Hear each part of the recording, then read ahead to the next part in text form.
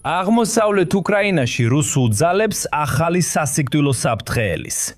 ეს საფრთხე არ საჭიროებს საკვებს, წყალს, ჟანგბადს, არ სისხლდება, არ ძინავს და ვერ შეაშინებ. ეს საფრთხე ყოველდღე იზრდება. ეს უკრაინის რობოტების არმია, რომელიც რუს ჯარისკაცებზე ნადირობს. უკრაინაში ომის მეოთხე წლის დასასრულს უკრაინის უპილოტო სამხედრო სისტემები ჰაერიდან და ზღვიდან სიკვდილსა და განადგურებას აყენებენ რუსულ ძალებს. ეხლა აღმოსავლეთ უკრაინის გადამთვარ ბრძოლის ველებზე უპილოტო სახმელეთო მანქანები, ანუ UGV-ები, სულ უფრო მნიშვნელოვან როლს თამაშობენ უკრაინის სამხედრო ოპერაციებში. აი როგორ იყენებს უკრაინა UGV-ებს თავის ჯარში და რატომ აქვს ამას გადამწყვეტი მნიშვნელობა თავად უკრაინასა და მის ფარგლებს გარეთაც. სამხედრო მეთაურები დიდი ხანია ოცნებობენ უპილოტო არმიის ხელთქონაზე. სარგებელი თავისთავად ნათელია. უპილოტო სისტემები იდეალური გამოსავალია იმ შემთხვევაში, როდესაც კონკრეტული ოპერაციები ადამიან ოპერატორებისთვის ძალიან მოუხერხებელი, სახიფათო, ძვირადღირებული ან შეუძლებელია. საბრძოლო მასალისა და მარაგების მოწოდება წინა ხაზზე ცეცხლის ქვეშ. დაღუპულებისა და დაჭრილების ევაკუაცია. დაზვერვა და ნაღმების დაკრა ყოველთვის უკიდურესად სახიფათო იყო. ეს განსაკუთრებით ეხება აღმოსავლეთ უკრაინის ბრძოლის ველებს, სადაც ყველგამყოფი კამიკაძე დრონები საში ნებისმიერ მოძრაობას სიცოცხლისთვის სახიფათოს ხდის. უკრაინისთვის უპილოტო სახმელეთო მანქანები ასევე წარმოადგენს რეალურ და ხელმისაწვდომ საშუალებას, რომლითაც შეიძლება შეივსოს ფრონტის ხაზზე არსებული სიცარიელეები, რომლებიც სერიოზული ცოცხალი ძალის დეფიციტითაა გამოწვეული. როგორც New York Times-ის ბოლო სტატიის სათაურმა შეაჯამა, უკრაინა ვერ იცავს მთელ ფრონტს და რუსეთი ამ სიცარიელეებს პოულობს. უპილოტო სახმელეთო მანქანები უკრაინას აძლევს უნიკალურ საშუალებას, შეავსოს ეს ხვრელები და რუსულ არმიას ახალი პრობლემები შეუქმნას. უპილოტო საფრენი და წყალქვეშა აპარატების გავრცელებასთან ერთად, რუსეთი და უკრაინა ომის დასაწყისიდანვე ცდიან უპილოტო სახმელეთო მანქანებსაც. უკრაინაში მათი გამოყენება განსაკუთრებით გაიზარდა 2024 წლის თებერვალში, უპილოტო სისტემების ძალების შექმნის შემდეგ. USF მსოფლიოში პირველი სპეციალიზებული სამხედრო დანაყოფია, რომელიც სრულად უპილოტო სისტემებზეა ორიენტირებული, ჰაერში, ხმელეთსა და ზღვაში. მათი ვებგვერდის მიხედვით, მხოლოდ 2026 წლის იანვარში USF-მა დაარტყა 27762 სამიზნეს. გაანადგურა მათგან 10216, მოკლა 4885 რუსი ჯარისკაცი და დაჭრა კიდევ 4486. განადგურების უმეტესობა უპილოტო საფრენი აპარატებზე მოდის. თუმცა უპილოტო სახმელეთო აპარატების წილიც სტაბილურად იზრდება, მათი გამოყენების მასშტაბისა და მრავალფეროვნების ზრდასთან ერთად. დასაწყისში უკრაინა უპილოტო სახმელეთო აპარატებს ლოგისტიკასა და სამედიცინო ევაკუაციაში იყენებდა, ხოლო 2025 წლის ბოლოსთვის მათი რაოდენობა 15000-მდე გაიზარდა. ეს სისტემები უკრაინის წინა ხაზის ლოგისტიკურ მოთხოვნებს, უკურ მოთხოვნებს უფრო მეტად უზრუნველყოფენ. DevDroid-ის უპილოტო სახმელეთო აპარატებისა და საბრძოლო მოდულების მწარმოებელი უკრაინული კომპანიის დირექტორის იური პორიცკის თქმით, კამიკაძე დრონების მსგავსად თავდაპირველი სკეპტიციზმი შეიცვალა მოწოდებებით მეც მინდა ეგ. დასაწყისში უპილოტო სახმელეთო აპარატები უკრაინელ ჯარისკაცებში ხუმრობის საგანი იყო. რობოტები იმდენად ნელა მოძრაობდნენ, რომ პიკაპის მანქანები რამდენჯერმე უსწრებდნენ მათ. ეს მანამდე იყო, სანამ რუსეთის ელიტარული დრონების დანაყოფი რუბიკონი ბრძოლაში ჩაერთვებოდა და უკრაინული პიკაპების ფლოტს მიზანში ამოიღებდა, რომელსაც უკრაინა ფრონტზე მარაგებისთვის იყენებს. ნელა მოძრავმა უპილოტო აპარატებმა დამწვარ პიკაპებს გვერდი აუარეს და მარაგები მიიტანეს, რის შედეგადაც დამოკიდებულება შეიცვალა. და ეხლა როგორც პორიცკი ამბობს, ყველას უნდა უპილოტო სახმელეთო აპარატი. აღარავის უნდა პიკაპით ტყვია წამლის გადატანა, რომელიც შეიძლება შემდეგი სამიზნე გახდეს FPV დრონებისთვის. დღეს უკრაინას ლოგისტიკაზე ორიენტირებული სხვადასხვა სახის უპილოტო სახმელეთო აპარატი აქვს. მაგალითად, ტერმიტი არის მუხლუხოებიანი უპილოტო სახმელეთო აპარატი, დაბალი პროფილის დიზაინით, რომელიც განკუთვნილია გარე გზებზე გადაადგილებისთვის. მას შეუძლია 440 ფუნტამდე ტვირთის გადატანა, 12 საათი ან 50 მილი იმუშაოს და გამძლეა ჩახშობის მიმართ, რაც მნიშვნელოვანია რადიოელექტრონული ბრძოლის პირობებში ფრონტის ხაზებზე. მურაკა უკრაინაში მუხლუხოებიანი უპილოტო აპარატია, რომელიც ტვირთამწეობითა და გამძლეობით გამოირჩევა. მას შეუძლია 1100 ფუნტზე მეტი ტვირთის გადატანა ათეულობით მილის მანძილზე, მათ შორის დანაღმულ და არტილერიით გაჯერებულ ზონებში და აქვს მრავალარხიანი კომუნიკაცია ჩარევის წინააღმდეგობით. კიდევ უფრო დიდი და გამძლეა პროტექტორი. ის არის წინახაზის ლოგისტიკური მთავარი დამხმარე ძალა და შეუძლია 2650 ფუნტამდე ტვირთის, როგორიცაა საბრძოლო მასალა, ნაღმტყორცნის სისტემები და სამშენებლო მასალები გადატანა. დიზელ ძრავითა და 4x4-ზე შასით შეუძლია 3.3 ფუტის წყალი გადალახოს და 40 მილამდე საათში იმოძრაოს.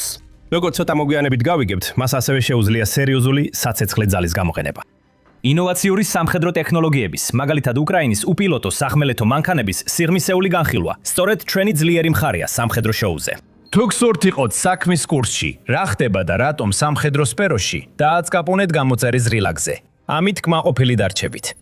და რაც შეეხება უკრაინის უპილოტო სახმელეთო მანქანებს, ამ ქვეყანაში წარმოებული სისტემების გარდა უკრაინას ასევე ყავს პარტნიორი ქვეყნების მიერ მიწოდებული უპილოტო სახმელეთო მანქანების შეიარაღებაში. ესტონია მინიმუმ 150 თემისის უპილოტო სისტემა მიაწოდა, რომელიც Milrem Robotics-მა ჰოლანდიის დაფინანსებით აწარმოა. ტვირთი კონფიგურაციაზეა დამოკიდებული და მაქსიმუმ 1650 ფუნტს აღწევს. ტერმიტი და თემისი სხვა სპეციალიზებულ უპილოტო მანქანებთან ერთად სამედიცინო ევაკუაციაზეც გამოიყენება. მათ შორისაა მოლი, რომელიც შეიქმნა პირველი ცალკეული სამედიცინო ბატალიონის მიერ სწრაფი ჯავშანტრანსპორტით ევაკუაციისთვის ცეცხლის ქვეშ. მას შეუძლია გადაადგილება საათში 44 მილამდე სიჩქარით და ცნობილია, რომ მან წარმატებით მოახერხა დაჭრილი ჯარისკაცების ევაკუაცია ნაღმებზე აფეთქებისა და დრონების თავდასხმების მიუხედავად. ამ და სხვა უპილოტო სახმელეთო სისტემებს მნიშვნელოვანი წვლილი აქვთ ბრძოლის ველზე სიცოცხლის გადარჩენაში. ერთი მხრივ ისინი ჯარისკაცებს ბრძოლის ველზე ტოვებენ, თუნდაც სასიკვდილო ზონებში, რადგან უზრუნველყოფენ მათ აუცილებელი მარაგებით და ეხმარებიან დაჭრილების დროულად გადაყვანაში, საჭირო მკურნალობას. მეორე მხრივ ისინი ამცირებენ რისკს ადამიანებისთვის, ვინც რობოტების გარეშე ამ ამოცანებს შეასრულებდა. უკრაინისთვის მთავარი ინოვაციაა უპილოტო სახმელეთო მანქანების საბრძოლო მოქმედებებში, როგორც რობოტ ჯარისკაცების, ტყვიამფქვევების, ნაღმების დამგებისა და საარტილერიო დანადგარების გამოყენება. ჯარისკაცების ძირითადი მოთხოვნაა თხრილებში მყოფი მსროლელები განსაკუთრებით საშიშ ოპერაციებზე ჩანაცვლდნენ. მაგალითად ავიღოთ MK-19 ხუმბალმტყორცნი, რომელიც ფრონტზე უკრაინის ჯარისთვის გავრცელებული იარაღია. პირველ რიგში ხუმბალმტყორცნი უნდა დაიშალოს და ამუნიციასთან ერთად გადაიტანონ სროლის პოზიციაზე. ამოცანა ნელია და სახიფათო, რადგან ხუმბალმტყორცნის გადამტანი ჯგუფი მარტივად შეიძლება რუსულმა დრონებმა შეამჩნიონ და გზაში გაანადგურონ. MK-19-ით აღჭურვილი უპილოტო მანქანა ანცირებს რისკს, მარტივად გადააქვს ყველაფერი და საბრძოლველად მზად მიდის პოზიციაზე. უპილოტო სახმელეთო მანქანები შესაძლოა გადამწყვეტი აღმოჩნდეს რუსეთის ტაქტიკის წინააღმდეგ, როცა ისინი დიდ რაოდენობით უტევენ და იყოფიან მცირე ჯგუფებად, რათა უკრაინის თავდაცვაში სუსტი წერტილები მოძებნონ და მისი ქვეითი ძალები გაანაწილონ. მათ წინააღმდეგ ბრძოლაში სისწრაფე გადამწყვეტია, რაც უკრაინის ძალებს აიძულებს სასწრაფოდ დაიკავონ ახალი პოზიციები. ამ ახალ პოზიციებს შენიღბა სჭირდებათ, სანამ მათ ეფექტურად დაიკავებენ, მაგრამ ამას დრო სჭირდება, რაც ამცირებს რეაგირების სისწრაფეს და საფრთხეს უქმნის ჯარისკაცებს დრონების თავდასხმის დროს, სანამ შენიღბას ამაგრებენ. მეორეს მხრივ შეიარაღებულ უპილოტო სახმელეთო მანქანას შეუძლია მყისიერად გახსნას ცეცხლი და თუ კი მას დააზიანებენ, მისი ოპერატორი უუნებელი რჩება, რადგან ის მართავს მანქანას შედარებით უსაფრთხო მანძილიდან. მაგრამ ამ ყველაფრის მიუხედავად, უპილოტო სახმელეთო მანქანებს ერთი მთავარი ნაკლი აქვთ. გამოწვევაა ისეთი რობოტების შექმნა, რომლებიც შეძლებენ ბრძოლას თუნდაც მიახლოებით ქვეითების დონეზე. ეს რთულია, მაგრამ ამაზე მუშაობენ უკრაინელი ინჟინრები. პროცესი გრძელდება, ტარდება ცდები და მოდიფიკაციები საბრძოლო გამოცდილების გათვალისწინებით ეფექტიანობის გაუმჯობესებისთვის. მხოლოდ 5 მწარმოებელმა 13-დან გაიარა უკრაინის მესამე შეტევითი ბრიგადის და გველის კუნძულის ინსტიტუტის მიერ ჩატარებული საბრძოლო სროლების ტესტი. ამ გამოწვევების მიუხედავად ზოგიერთი მოდელი უკვე აქტიურ ბრძოლაშია და სტაბილურ შედეგებს აჩვენებს. სამხედროებთან თანამშრომლობით დეველოპერები პლატფორმებს აუმჯობესებენ და ახალ იარაღზე ამზადებენ. რომელი იარაღებია უპილოტო სახმელეთო აპარატებზე და რა სირთულეებთან არის მათი დამონტაჟება დაკავშირებული? უპილოტო სახმელეთო აპარატებში ძირითადად მსხვილკალიბრიანი ტყვიამფქვევები გამოიყენება. პოროცკის აზრით, მთავარი სირთულე იარაღის ორიგინალური დიზაინის შენარჩუნებაა. ეფექტური მუშაობისთვის პლატფორმა ისე უნდა იყოს დაპროექტებული, რომ ტყვიამფრქვევი ცვლილების გარეშე იმუშაოს. მის საბაზისო კონფიგურაციაში ინჟინრები იყენებენ გადამყვან სამაგრებს. ტყვიამფრქვევის დასამაგრებლად ისე, რომ არ იმოქმედონ უპილოტო პლატფორმის კორპუსზე, რაც საშუალებას აძლევს სწრაფად შეიცვალოს იარაღი მოდულზე. მხოლოდ ერთი მექანიკური ცვლილება საჭიროა. დისტანციური მართვისთვის ელექტრონული სასხლეტის დამატება, ხოლო კოშკურა ელექტროძრავებით იმართება. გაუმჯობესებულ კონფიგურაციებში სპეციალიზებული პროგრამული უზრუნველყოფა ტყვიამფრქვევს მაღალ ზუსტ იარაღად აქცევს. დეველოპერები ბალისტიკურ გამოთვლებს ამზადებენ ინდივიდუალურად სისტემის, მანძილის, ვაზნის ტიპის, ქარისა და სამიზნის კუთხურის სიჩქარის მიხედვით. ვაზნები ავტომატურად კონტროლდება. ოპერატორებმა იციან, რამდენი ტყვია დარჩათ. პროგრამა იყენებს AI მოდულებს, რომლებიც მტեղს მოძრაობითა და სითბოს სიგნატურებით ცნობს. მოდულები სამიზნეებს თავად აკონტროლებენ, ხოლო სროლას ადამიანი მართავს, მეგობრული ცეცხლის თავიდან ასაცილებლად. როგორც NC-13 UGV-ების ასეულის მეთაური მესამე საიერიშო ბრიგადაში, სახელად ქორი. მაკარმა უკრაინსკა პრავდას განუცხადა, ხელოვნურ ინტელექტს ვიყენებთ საბრძოლო მოდულებში და მანქანურ ხედვას პატრულირებისა და სამიზნეების აღმოჩენის მხარდასაჭერად. როდესაც სექტორი ან კუთხე დაყენებულია, კოშკურა ავტომატურად პატრულირებს. როდესაც ის ამოიცნობს მოძრავ ობიექტს ან სითბოს კვალს, იწყებს თვალთვალს და ატყობინებს ოპერატორს. ნახე, ვიღაც მოდის. ეს ფუნქციები უკვე ოპერატორებისთვის გამოსადეგია. ხელოვნური ინტელექტი ეხმარება არასანდო სიგნალების შეზღუდვების კომპენსირებას უპილოტო მანქანების მართვისას. უკრაინის ეროვნული გვარდიის მეორე კორპუსის გაერთიანებული უპილოტო სახმელეთო მანქანების აბაქარტიას დანაყოფის მეთაურის მათემატიკის თქმით, ელექტრონული კომუნიკაცია უპილოტო სახმელეთო მანქანებთან. ტექნოლოგიის ერთ-ერთი მთავარი შეზღუდვაა მექანიკასთან ერთად. იარაღის მექანიკური მუშაობა პრობლემურია და ხელოვნური ინტელექტი ამას ჯერ ვერ აგვარებს.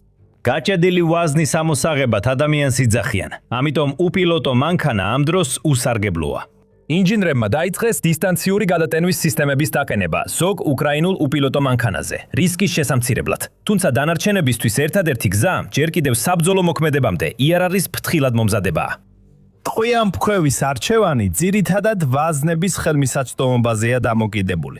ამერიკაში წარმოებული Browning M250 BMG ვაზნებზე გათვლილი, ყველაზე გავრცელებული არჩევანია. ეს ვაზნები უკრაინას რეგულარულად მიეწოდება კიევის პარტნიორებისგან და ახლა უფრო ფართოდ გამოიყენება უკრაინის შეიარაღებულ ძალებში, ვიდრე საბჭოთა პერიოდის მარაგები, რომლებიც დამოუკიდებლობის დროს მიიღო. მორის მძიმე კალიბრის საჭიროებს გამაგრებულ კოშკურას და მყარ ამორტიზატორებს უკუცემისთვის, თუმცა მას სიშორისა და ჯავშანგამტარობის გამო აფასებენ. როდესაც 12.7 მმ-იანი იარაღები დეფიციტშია, უკრაინა ასევე ამაგრებს 7.62 მმ-იანი ტყვიამფრქვევებს, მათ შორის რუსულ ტკემს და ბელგიურ M240-ს. უკრაინა ზოგჯერ სატანკო რუსულ პკემტებს იყენებს, რომლებიც დაზიანებული ჯავშან ტექნიკიდანაა ამოღებული. ამ ძიმე ტყვიამფრქვევებს დიდი დამანგრეველი ძალა და მნიშვნელოვანი ფსიქოლოგიური ზემოქმედება აქვთ რუსეთის წინა ხაზის ძალებზე. პორიც კი ამას ასე აჯამებს. ტერი დიდკალიბრიანი ტყვიამფრქვევის ხმაზე ფიქრობს, რომ ახლოს მძიმე ტექნიკაა, რადგან ჯარისკაცს 50 კილოგრამიანი ტყვიამფრქვევის ტარება არ შეუძლია. თუ მტრის დანაყოფები შენობებში იმალებიან, ნერვიულობენ, რადგან იციან, რომ განადგურდებიან და გაქცევა უნდათ. ჩაჭერილ საუბრებში ჩვენს მებრძოლებსაც კი მოусმენიათ, როგორ აცხადებდა მტერი. დიდი ჯავშან ტექნიკა გვესხმის თავს. მაშინ როცა სინამდვილეში ეს მხოლოდ შენიღბული სახმელეთო რობოტი იყო, რომელიც სისტემატურად ანადგურებდა სამიზნეებს. ადრე აუნიშნეთ, რომ ავტომატური ხუმბარ-მტკორცნები იდეალურად ერგება უპილოტო სახმელეთო აპარატებს. ტყვიამფრქვევებისგან განსხვავებით, მათ შეუძლიათ სამიზნეების განადგურება დაფარული პოზიციებიდან, ზემოდან და პირდაპირ ხილვადობის მიღმა სროლით. თუმცა ხუმბარ-მტკორცნების ინტეგრაცია უფრო რთულია, ვიდრე ტყვიამფრქვევების დამონტაჟება, მათი წონისა და უკუცემის გამო. HSS-ის MK-19 იწონის 67.6 ფუნტს, რაც თითქმის ორჯერ მეტია საბჭოთა AGS-17-ის 68 ფუნტზე. მძიმე ხუმბარ-მტკორცნების უკუცემა მსუბუქ პლატფორმებს დესტაბილიზაციას იწვევს. ამიტომ UGV-ებს ძლიერი ელექტროძრავები და ამძრავები სჭირდებათ. მოძრაობისას სროლას სტაბილიზაციის სისტემები სჭირდება ვიბრაციის კომპენსირებისთვის. მაკარის თქმით, ბაზარზე არც ერთ ავტომატურ ხუმბარ-მტკორცნის მოდულს ეს შესაძლებლობა არ აქვს და ეს მხოლოდ UGV-ის ფიზიკით არ აიხსნება. უკრაინული ხუმბარმტყორცნის კოშკურებში გამოყენებული პროგრამული უზრუნველყოფა უპირატესობას ანიჭებს ადამიანის მიერ მართულ ხუმბარმტყორცნებთან შედარებით. პროგრამული უზრუნველყოფა, როგორიცაა Wally 40 მოდული, ოპერატორზე სწრაფად რეაგირებს და ავტომატურად ითვლის ლულის აწევის კუთხეს მიზანში მისაცემად.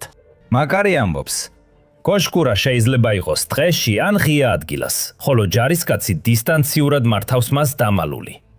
სისტემა ხუმბარმტყორცნებისთვის 10-დან 15-მდე სამიზნის დამახსოვრებას ახერხებს. შეგიძლია დაადგინოთ ტყის საზღვრები და თუ იქ ქვეითის შევა, კოშკურა ავტომატურად ზიგზაგურად გაანადგურებს სამიზნეებს, რაც დამიზნება სამარტივებს. როგორც კი კოშკურა პოზიციაშია, შეყავთ კოორდინატები და ის წამიერად იღებს მიზანს და ზუსტად ისვრის. UGV-ის ოპერატორებს ხილვადობის ხაზმიღმა სამიზნის ნახვა არ შეუძლიათ. ამიტომ პლატფორმა და კოშკურა იყენებს 4-5 სენსორს, კომპასებს, გიროსკოპებს და GPS ანტენებს. GPS-ის ჩახშობის შემთხვევაში სისტემა ალტერნატიულ მეთოდებზე გადადის მდებარეობის დასადგენად.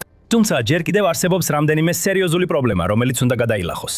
ხვიამფქვევების მსგავსად, ხუმბარმტყორცნით აღჭურვილი უპილოტო აპარატებისთვის საბრძოლო მასალის მიწოდების სისტემა ყველაზე მექანიკურად რთული ერთეულია, ხოლო ყუმბარის ხუთების ავტომატური შეცვლის ტექნოლოგიები ფართოდ ხელმისაწვდომი არ არის. ეს ნიშნავს, რომ მიწოდების სისტემის გაჭედვის შემთხვევაში ადამიანებს სახიფათო შეკეთება ან უპილოტო აპარატის ევაკუაცია მოუწევთ. ვიბრაცია პრობლემაა თუნდაც დიდ პლატფორმებზე, რომლებიც მძიმე ხუმბარმტყორცნის წონასა და უკუცემას უძლებენ. ვიბრაციები უშვებს ჭანჭიკებს და ელექტრონიკას. ამიტომ ეკიპაჟი ყოველი მისიის შემდეგ ამოწმებს აღჭურვილობას და ამაგრებს შეერთებებს. ამ ტექნიკური პრობლემების გარდა, რომლებსაც უკრაინელი ინჟინრები თანდათან უმკლავდებიან, უკრაინისთვის საბრძოლო უპილოტო სახმელეთო აპარატების მასშტაბური დანერგვის მთავარი გამოწვევა ტაქტიკაა. ოპერაციების კოორდინაცია უპილოტო და ცოცხალ ძალასთან ერთად სრულიად განსხვავდება მხოლოდ ადამიანური შეტევების კოორდინაციისგან და უკრაინას ეს რეალურ დროში ბრძოლის ველზე უნდა გადაწყვიტოს. უპილოტო დისტანციურად მართვადი სისტემების პირველი ექსპერიმენტები მე-20 საუკუნის დასაწყისში ჩატარდა და დრონები 10 წლეულები არსებობს. თუმცა უკრაინის ომში უპილოტო სახმელეთო აპარატები პირველად ამ მასშტაბით გამოიყენეს. ასე რომ, უკრაინაში ან სხვაგან არსად არ არსებობს ჩამოყალიბებული სამხედრო დოქტრინა, საიდანაც საუკეთესო პრაქტიკების გადმოღება შეიძლება. უკრაინელი ჯარისკაცების თქმით, ქვეითთა ბრძოლის დაგეგმვის პროცედურები საბრძოლო რობოტებსაც ვრცელდება, თუმცა მათი მონაწილეობით შეტევის კოორდინაცია ადამიანების მართვაზე რთულია. მეტამარტიკის თქმით, ეს ნაწილობრივ მართვისა და კონტროლის საკითხია. შტაბი საბრძოლო უპილოტო აპარატებს ტექნიკური შეზღუდვების გათვალისწინების გარეშე ხშირად იყენებს, რაც ტექნოლოგიის სიახლითაა განპირობებული. მათ სჭირდება უპილოტო სახმელეთო აპარატების ექსპერტები, რომ მისია მანქანების შესაძლებლობებს შეუსაბამონ, რაც დაგეგმოს ართულებს და ოფიცრების უნარებზე მოთხოვნას ზრდის. ამ პერიოდში ეკიპაჟები და მეთაურები საჭირო გამოცდილებას იძენენ და სწრაფ შეტევებში რობოტების კოორდინაცია კვლავ რთული სასწავლო პროცესის ნაწილი იქნება. მიუხედავად ამისა, სწრაფი პროგრესი მიმდინარეობს. მათემატიკის აზრით, სხვადასხვა დანაყოფს განსხვავებული გამოცდილება და შეხედულებები აქვს. ამიტომ ყველაფრის ერთ სტანდარტში მოქცევა სწრაფად რთულია. ყველაფერს ერთდროულად ვერ გააკეთებ. ვფიქრობ, მომავალ წელს ეს მნიშვნელოვნად გაიზრდება და სტანდარტები უფრო გასაგები გახდება. ვინ, სად და როგორ იყენებს სახმელეთო დრონებს. მისი თქმით, საბრძოლო სახმელეთო რობოტები მტრის პოზიციებიდან 1 მილზე მეტ მანძილზე მოქმედებენ და ყველაზე მნიშვნელოვანი თავდაცვით ოპერაციებში არიან. ისინი მხარს უჭერენ ან ცვლიან ქვეითებს, ეხმარებიან პოზიციების შენარჩუნებას, ნაკლები პერსონალით და ამცირებენ ჯარისკაცების რისკს. ფენებად განლაგებული შეიარაღებული უპილოტო აპარატები ქმნიან მჭიდრო და ძნელად გადასალახ ცეცხლის სისტემას. დიდი პლატფორმები ჩვეულებრივ უშუალო საბრძოლო ზონიდან მეორე ან მესამე ხაზზეა, რომ რუსულ FPV დრონებს დაემალონ, რადგან ეს დრონები მათთვის მთავარი საფრთხეა. ეს პოზიციები მათ დაშორებულ სადამკვირვებლო და სროლის წერტილებად აქცევს. ისინი დღეების განმავლობაში საკვების, წყლის, ძილის და ტუალეტის გარეშე იქ რჩებიან და ავტომატურად ამოიცნობენ და აკვირდებიან სამიზნეებს. ერთი ოპერატორი ერთდროულად 3-4 სექტორს აკონტროლებს უსაფრთხო თავშესაფრიდან. მიუხედავად იმისა, რომ თავდაცვითი უპილოტო ტაქტიკა უკვე ჩამოყალიბებულია, რობოტების შეტევის ტაქტიკა ჯერ ფორმირების ეტაპზეა. შეტევითი ოპერაციები უფრო რთულია, ვიდრე თავდაცვითი. ამჟამად მათი მთავარი როლია დაზვერვა ბრძოლით, სადაც რობოტები პერსონალის გარეშე წინ მიიწევენ, რათა მტრის ცეცხლი მიიზიდონ. შეტევისას ისინი ცეცხლის ფარის ან ესკორტის ელემენტის როლს ასრულებენ და მტერს აკავებენ. მაგარი ამის მაგალითს იძლევა. ჩვენ დავგეგმეთ ოპერაცია სახმელეთო რობოტების გარშემო, რომლებიც შეტევის ჯგუფისთვის ცეცხლის მხარდაჭერას უზრუნველყოფდნენ. ეს კომპლექსური სისტემა იყო. 2 კამიკაძე რობოტი, რომლებიც მონ 90 ნაღმებს ატარებდნენ, საბრძოლო მოდული MK-19, ომბარმტყორცნით და ევაკუაციის პლატფორმა. პირველმა კამიკაძე რობოტმა მტრის პოზიცია შეტევამდე ააფეთქა. მეორე რობოტი ქვეითებთან ერთად მინდორზე მოძრაობდა და ბრძანების მირებისთანავე მითითებულ კოორდინატებზე მტერს შეუტია. ხუმბარმტყორცნის მოდულმა ჩვენი ბიჭების ღია სივრცეში გადაადგილებისას ჩვენებს ფარავდა. რობოტმა კი მთელი მარაგი მიზანში ზუსტად დაცალა. ერთი ჯარისკაცი საარტილერიო ცეცხლმა დაგვაკარგვინა. ტერიტორიის დაცვისთანავე ლოგისტიკურმა რობოტმაც ხედარი გამოიტანა. ეს მაგალითი აჩვენებს, რომ რობოტებს შეუძლიათ ეფექტური მხარდაჭერა შეტევებში, გამაგრებული პოზიციებისა და ცოცხალი ძალის განადგურება, სანამ ახლო ბრძოლა დაიწყება. სხვა ცნობილ მაგალითში, კამიკაძე UGV-მ რუს მებრძოლებს იძულებული გახადა დანებებულიყვნენ, როდესაც დაემუქრა მათი პოზიციის აფეთქებით. უკრაინა ახლა ახორციელებს უფრო ძლიერ საბრძოლო პლატფორმებს, რომლებიც მეტ საბრძოლო მასალასა და მძიმე მოდულებს ატარებენ და უფრო ქვეითთა საბრძოლო მანქანებს გვანან, ვიდრე ავტომატიანი ან ხუმბარმტყორცნიანი ქვეითს. ამ მძიმე კლასის UGV-ებში შედის ზემოხსენებული პროტექტორი და T700 ბრაუნინგი. ორივე შეუძლია დაახლოებით 1550 ფუნტის ტვირთის გადატანა და ვათაგი, რომელსაც შეუძლია 4400 ფუნტამდე ტვირთის დარება. 700 ბრაუნინგს აქვს 2 ტყვიან ფქვევი. 12.7 მმ-იანი ბრაუნინგ M2 და 7.62-იანი PET-ET. ვათაგი 25 მმ-იანი ბუშმასტერის ქვემეხისთვისაა შექმნილი. იგივე ქვემეხი ბრედლის ქვეითთა საბრძოლო მანქანაზეა ამერიკაში. შემქმნელის თქმით, შასი მრავალჯერადი გაშვების სარაკეტო სისტემებისთვის 40 რაკეტიან მუხტსაც კი იტანს, თუმცა ეს არ სრულდება აქ. უკრაინელი შემქმნელები ამზადებენ რეპიტერებს და პლატფორმებს პატარა კამიკაძე დრონების გადასატანად და გასაშვებად. ასევე უპილოტო მანქანებზე დამონტაჟებულ ტანკ-საწინააღმდეგო სისტემებს, პორტატულ საჰაერო თავდაცვის სისტემებს, ავტომატურ ქვემეხებს და ცეცხლმფქვევ სარაკეტო გამშვებ მოწყობილობებს.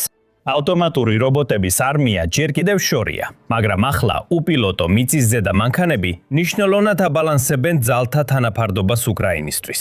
პორიცკის თქმით, ჩვენ ნაკლები ხალხი გვყავს. რუსები ხალხს ხორცსაკებში აგდებენ, ჩვენ კი რობოტებს ჯარდში ვაგზავნით. ჩვენ მათით ვიერიშებთ, ვკარგავთ, მაგრამ ფულსა და ლითონს მტრის ცოცხალ ძალაზე ვცვლით. რუსეთი და სხვა ქვეყნები აქტიურად ავითარებენ უპილოტო სახმელეთო მანქანებს, ამიტომ მალე ამ სფეროში მნიშვნელოვანი პროგრესი მოსალოდნელია. წლების განმავლობაში ექსპერტები პროგნოზირებდნენ, რომ მომავალში ბრძოლებს არა კაცები და ქალები, არამედ მანქანები გამართავენ. დრონების, რობოტების და უპილოტო მანქანების არმიები ომს აწარმოებენ, ხოლო ადამიან ოპერატორები შედარებით უსაფრთხოდ ბრძოლის ველიდან მოშორებით დარჩებიან. უკრაინაში ჩვენ უკვე ვხედავთ ამ სამეცნიერო ფანტასტიკის სტილის სცენებს. ფრონტის ხაზზე რუსული შეტევითი ჯგუფები ბრძოლაში მიიჩქარიან, რადგან ელიან, რომ გზაზე უკრაინელი ჯარისკაცები დახვდებიან. მაგრამ მათ უფრო მძიმე საფრთხე ელოდებათ. მტრები, ცივი, მყარი ფოლადისგან არიან შექმნილი, არა ხორცისა და ძვლისგან. ეს არის უკრაინის რობოტების არმია, რომელიც ყოველდღიურად იზრდება, ძლიერდება და ჭკვიანდება. მიუხედავად იმისა, რომ სამხედრო რობოტები მომავლის იდეას გავს, ეს კონცეფცია უკვე საუკუნეზე მეტია არსებობს. 1915 წელს საფრანგეთმა მსოფლიოში პირველი ასაფეთქებელი რობოტული დროთი დრონის პროტოტიპები შექმნა და 20 მათგანი მეორე ფრანგულ არმიაში შეიყვანა. 1930-იან წლებში საბჭოთა კავშირმა დაიწყო დისტანციურად მართვადი ტანკის, ტელეტანკის შექმნა, რომელსაც ტყვიან ფქვევი ჰქონდა. ამ უპილოტო სახმელეთო მანქანების, ანუ UGV-ების ან დაჯავშნული რობოტების ადრეული მაგალითები გამოიყენეს როგორც საბჭოთა კავშირსა და ფინეთს შორის ზამთრის ომში. ასევე გერმანულ საბჭოთა ომის ადრეულ ეტაპებზე 1941 წელს. დაახლოებით იმავე პერიოდში გაერთიანებულმა სამეფომაც შექმნა საკუთარი რადიომართვადი ქვეითთა ტანკი, კოდური სახელწოდებით Black Prince. და სხვა შეიარაღებულმა ძალებმაც ისტორიის განმავლობაში გამოიკვლიეს იდეა, შეექმნათ ჯავშან ტექნიკა, რომელსაც ეკიპაჟისა და მძღოლის გარეშე შეეძლებოდა მოქმედება. უმეტესად 10 წლეულებით ეს პროექტები ქვეყნებისთვის ძალიან ძვირი ან რთული იყო განსახორციელებლად. დღევანდელი ტექნოლოგიური პროგრესის წყალობით, ეხლა სამხედროებს ბევრად უფრო მარტივად შეუძლიათ დაჯავშნული რობოტების მასიურად წარმოება და გამოყენება და უკრაინა ამ მიმართულებით ლიდერია. როდესაც ომი დაიწყო, უკრაინაში ცნობილი როგორც UGV-ები, ანუ სახმელეთო რობოტული კომპლექსები, მცირე რაოდენობით გამოჩნდა. მიუხედავად იმისა, რომ ადრეული მოდელები სხვა ქვეყნებიდან შემოტანილი იყო, უკრაინის სამხედრო ხელმძღვანელობა მალე მიხვდა მათ მნიშვნელობას რუსეთთან ბრძოლაში და ავალეს ადგილობრივ გუნდებს საკუთარი მოდელების შესაქმნელად. რამდენიმე წლის შემდეგ უკრაინა ახლა თითქმის ყველა UGV-ს თავად აწარმოებს. ჯეიმსთაუნის ანგარიშის მიხედვით, უკრაინის დაჯავშნული რობოტების 89% ადგილობრივად იწარმოება და წარმოება სწრაფად გაიზარდა. 2024 წელს უკრაინას მხოლოდ რამდენიმე ასეული ასეთი რობოტი ჰქონდა. 2025 წელს მიზნად 15000 რობოტის წარმოება დასახა. 2026 წელს ამ რიცხვმა 20000 მას მიაღწია და საქმე მხოლოდ რაოდენობაში კი არა, მრავალფეროვნებაშიც იყო. ომის დასაწყისში უკრაინას მხოლოდ რამდენიმე ტიპის რობოტი ჰქონდა. თითოეულს თავისი ტექნიკური მახასიათებლები, უპირატესობები და ნაკლოვანებები და გამოყენების იდეალური პირობები ჰქონდა. დღესდღეობით არსებობს 200-ზე მეტი მოდელი, რომელსაც დაახლოებით 40 სხვადასხვა უკრაინული მწარმოებელი აწარმოებს. ეს ფასდაუდებელია, რადგან უკრაინის სამხედროებს მეტი არჩევანი აქვთ სხვადასხვა მისიის, პირობებისა და ამოცანებისთვის. ზოგი შეიძლება უკეთესად იყოს მორგებული გამაგრებული პოზიციების დასაცავად და ამის მაგალითს მოგვიანებით განვიხილავთ. სხვაები კი უკეთესად გამოდგებიან ისეთ ამოცანებში, როგორიცაა სკანირება, დაზვერვა და მეთვალყურეობა. რაც უფრო დიდი და მრავალფეროვანი გახდება ეს რობოტების არმია, მით მეტად შეძლებს უკრაინა თავისი UGV-ების გამოყენებას ამოცანების შესასრულებლად და რუსეთის წინააღმდეგ ბრძოლის ხაზის შესანარჩუნებლად. ეს უნდა დაეხმაროს ზედმეტი მსხვერპლის შემცირებას და უკრაინის ცოცხალი ძალის სხვა ამოცანებს ან მომავალ ბრძოლებს შეინახო. უკრაინაში რობოტების სწრაფი აღზევების 3 მიზეზია. ქვეყანა არ აყოლნებს სამხედრო განვითარებაში, რადგან ასეთი ფუფუნება არ აქვს. ის ჩარჩენილია სწრაფად ცვალებად კონფლიქტში და სჭირდება ყველანაირი დახმარება, რის მიღებაც შეუძლია რაც შეიძლება მალე. სხვა ქვეყნებს შეიძლება შეეძლოთ კვირები ან თვეები დახარჯონ სამხედრო ინოვაციების საფუძვლის დასადებად, რასაც მოჰყვება წლები, პროტოტიპების შექმნასა და დიზაინის დახვეწაში. უკრაინა სჭირდება, რომ მისმა თავდაცვის კომპანიებმა და კონტრაქტორებმა სწრაფად მიაღწიონ შედეგებს. ეს სხვაგანაც გვინახავს. მაგალითად, უკრაინის დრონების მწარმოებლები რეგულარულად უშვებენ ახალ მოდელებსა და დიზაინებს. ქვეყანამ დააჩქარა ახალი რაკეტებისა და საჰაერო თავდაცვის სისტემების განვითარება. მათგან ყველა არ მუშაობს ისე, როგორც გათვლილი იყო და ზოგიერთს უდავოდ კიდევ ცოტა მეტი დრო სჭირდება განვითარებისთვის, მაგრამ ზოგიერთი მათგანი ძალიან ეფექტური აღმოჩნდა. და იმ ბიუროკრატიული ბარიერების აღმოფხვით, რომლებიც ჩვეულებრივ აყომლებს და აფერხებს ასეთი ტიპის პროექტებს, უკრაინამ შეძლო თავისი შეიარაღებული ძალები უკეთესი და ძლიერი იარაღით აღეჭურვა ომის მიმდინარეობისას. მეორე მიზეზი, ერთი სიტყვით, თანამშრომლობა. სოფლიოს ბევრ არმიაში თავდაცვის კონტრაქტორებსა და ფრონტის ხაზის ჯარისკაცებს შორის მკაფიო გამიჯვნა. კონტრაქტორებს აქვთ გარკვეული იდეები, რომლებიც ზოგჯერ უბრალოდ არ ემთხვევა რეალური ჯარისკაცების იმედებსა და მოლოდინებს. ეს შეიძლება იმ სიტუაციამდე მივიდეს, როცა კომპანიები ქმნიან ისეთ იარაღს, ტრანსპორტსა თუ აღჭურვილობას, რომელიც ჯარისკაცებს ხელს უფრო უშლის, ვიდრე ეხმარება. უკრაინა სხვანაირად მოქმედებს. ის აერთიანებს მწარმოებლებსა და ჯარისკაცებს. ხელს უწყობს ჯარისკაცებს, რომ თავიანთი აზრები, უკავშირი და იდეები თავდაცვის კომპანიებს პირდაპირ გაუზიარონ. შემდეგ კომპანიებმა უნდა შექმნან პროდუქტები, რომლებიც ამ საჭიროებებს დააკმაყოფილებს. თუ დიზაინში რეალური ჯარისკაცების უკავშირი გათვალისწინებულია, შესაძლებელია შეიქმნას იარაღი და სისტემები, რომლებიც რეალურ ბრძოლებში ბევრად ეფექტურია, ვიდრე მხოლოდ შოურუმებისთვის და დემონსტრაციებისთვის შექმნილი. მაქსიმ ვასილჩენკოს, კომპანია TenCorp-ის თანამფლობელსა და აღმასრულებელ დირექტორს თქვით, უკრაინა საომარი კვლევისა და განვითარების რეჟიმში მუშაობს. უშუალო უკავშირით ფრონტის ხაზიდან და ბიუროკრატიის გარეშე. ყურადღებას ამახვილებს იმაზე, რაც მუშაობს. გადაწყვეტილებები, რაც სხვაგან თვეები სჭირდება, აქ დღეებში ხდება. მთავრობა, მოხალისეები და კერძო სექტორი მჭიდროდ თანამშრომლობენ, ხოლო ჯარისკაცები პროცესში თავიდანვე ჩართულნი არიან. ისევ, იგივე ფილოსოფია სხვაგანაც გვინახავს, მაგალითად უკრაინული დრონების ინდუსტრიაში, სადაც მწარმოებლები ყოველთვის კონტაქტზე არიან ჯარისკაცთა ესკადრილიებთან. იმის გასაგებად, რა სჭირდებათ და რა ცვლილებები სურთ არსებულ მოდელებში, უკრაინის რობოტების არმიის სწრაფი განვითარების მესამე და ბოლო მიზეზი ისაა, რომ მათი შექმნა სხვა სამხედრო ტექნიკასთან შედარებით არც ისე რთულია. დიდ ტანკებსა და ჯავშან ტრანსპორტიორებთან შედარებით, რომლებსაც ეკიპაჟისა და მარაგებისთვის დიდი ზომა სჭირდებათ, ჯავშან ტექნიკის რობოტები ჩვეულებრივ უფრო კომპაქტურია. მათ ეკიპაჟის განყოფილებები და კაბინა არ სჭირდებათ, რაც სივრცეს ზოგავს და დიზაინსა და წარმოებას ამარტივებს. უკრაინის სამხედრო რობოტების ბევრი მოდელი სავაჭრო ეტლების ან გოლფის მანქანების ზომისა. ისინი მარტივად იწყობა კომერციული ნაწილებით და ზედემაგრება სამხედრო იარაღი, მაგალითად 7.62 მმ ან 0.5 კალიბრის ტყვიამფრქვევი. ფასიც მაღალი არ აქვთ. ზოგიერთი ასეთი რობოტი მხოლოდ $5,000 ღირს. ზოგის ფასი კი ათობით ათასს აღწევს. ყველაზე ძვირიც კი შორსაა იმ 6-7 ნიშნა თანხებისგან, რაც ტანკებსა და მაღალი კლასის ჯავშან ტექნიკას მიაქვს. ამ ხელმისაწვდომი და ინტელექტუალური განვითარების საშუალებებით უკრაინა ახერხებს სწრაფად გაზარდოს, გააფართოოს და გაამრავალფეროვნოს თავისი რობოტების ძალები. შეადარეთ ეს შეერთებულ შტატებს და განსხვავებები აშკარაა. მიუხედავად იმისა, რომ შეერთებულ შტატებს მსოფლიოში ყველაზე დიდი სამხედრო ბიუჯეტი აქვს და მისი სამხედრო ძალა ბევრად აღემატება უკრაინას ან ნებისმიერ სხვა ქვეყანას დედამიწაზე, აშშ-ს სერიოზული რობოტული ძალის შექმნაში სირთულეები აქვს. 1980-იან წლებში აშშ-მ გამოცადა დისტანციურად მართვადი, ტყვიამფრქვევიანი მანქანა პროულერი. იმავე ათწლეულის ბოლოს ტესტირებდნენ დისტანციურად მართვად ანტიტანკურ მობილურ პლატფორმას, რომელსაც ეკიპაჟის გარეშე რაკეტების გაშვება შეეძლო. ამ პროექტები მომავალში აღარ გაგრძელდა.